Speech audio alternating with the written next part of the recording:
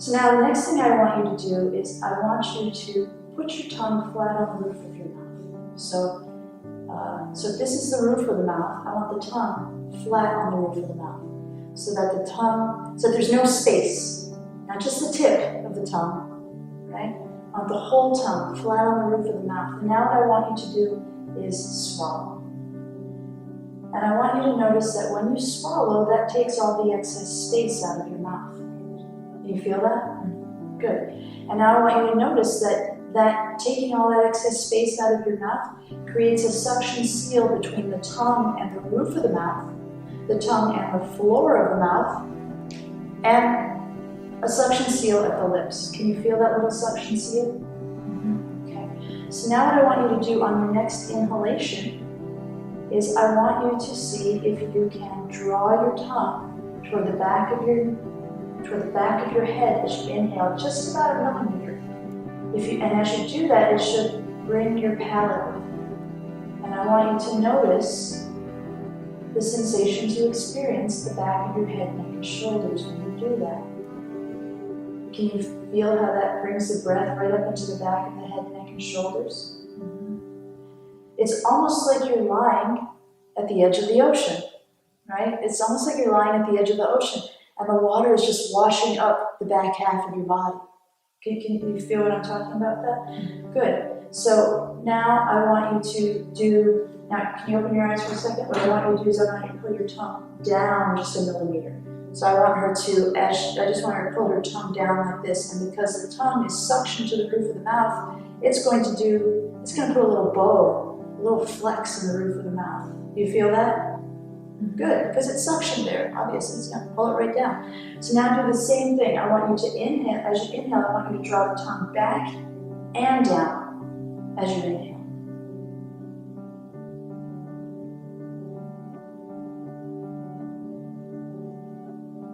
And that, for me, and most people I talk to, that increases the sort of region of breath. Because we're now creating pressure gradient change in the head because your palate is a diaphragm, right? It's a pump built into your head. Can you feel that breath coming into the back head? Kind of in the post headband distribution of the head. It comes right at the back of the head, neck, and shoulders. So you have a pump in your head that can assist you with fluid return. Who wouldn't benefit from better fluid return from the head, better physiology in your head? So now you're pulling the tongue both back and down, just about a millimeter. It's not much, and it's very gentle, right? But what you probably notice is, as you draw the tongue back and down, the tongue scrunches like socks from the 80s or 90s, or maybe it was both. So as the tongue widens, when the tongue gets fatter, it's going to push on the inside of the teeth and widen the palate and almost give you the sensation that you're about to start smiling. It might even make you start smiling a little bit. Can you feel that kind of impulse to smile, that icha shakti of smiling coming through as the tongue goes back and down? Now, what I want you to do is we're going to relax the willful intent, the action of pulling the tongue back and down. I want you to relax off of that effort. That little tiny bit of effort, I want you to let it go. And I want you to relax into an awareness that your tongue is rooted in the floor of your mouth, which is contiguous with your throat, your pharynx, and is contiguous with your esophagus, this main food tube that comes down and is contiguous with your stomach, which is on the other side of the diaphragm. So that when your diaphragm contracts and flattens, it's going to push your stomach down, and it's going to drag the entire food tube down with it, including your throat, including the floor of your mouth, including your tongue, which will pull your palate back and down without you actually having to try. Can you feel that little pull? Isn't that fun? And now, what I want you to do is just continue to allow that motion to happen. What we said again was that most of good breathing is allowing. So if we get out of the way with our tension, our internal tension,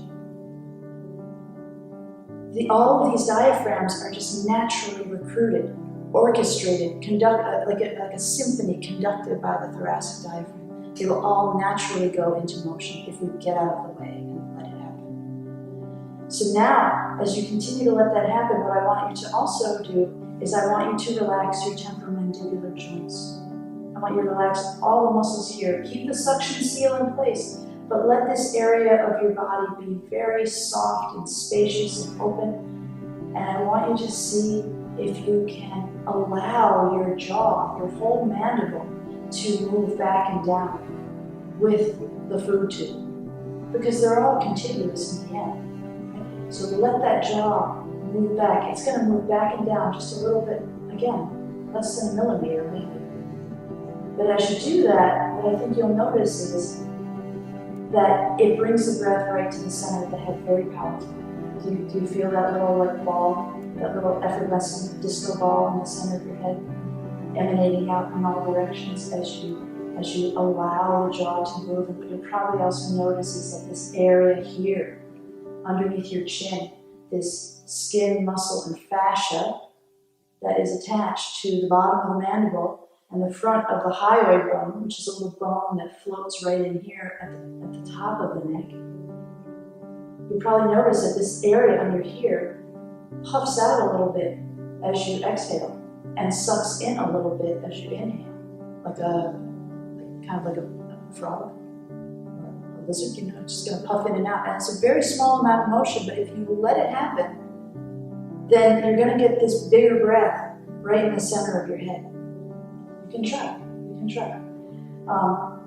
So that's because this area at the floor of the mouth is also a diaphragm, and it can help participate in moving fluid and air in the body and offering better fluid drainage to the head. And making you smile even more, because as the jaw moves back and down, it really pushes that smile. Now we're going to bring our awareness to the face, to the cheeks, this skin and fascia that's attached to the bottom of the jaw, the zygoma, and the maxilla, this area right here.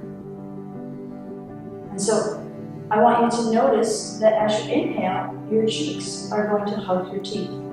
Just a little hug, right? Can you feel that little hug? And then when you exhale, it releases your teeth. That's because your cheeks are a diaphragm as well. They're a sheet of muscle, fascia, and skin with a hole in it. Very similar to the pelvic floor if you think about it. Analogous to the pelvic floor if you think about it. Just at the other end of the tube, a sheet of muscle, skin, and fascia attached to a frame. And as it's moving in and out with inhalation and exhalation, you probably feel like you're breathing with your whole face, which is great. This is, by the way, a wonderful way to deal with sinus congestion.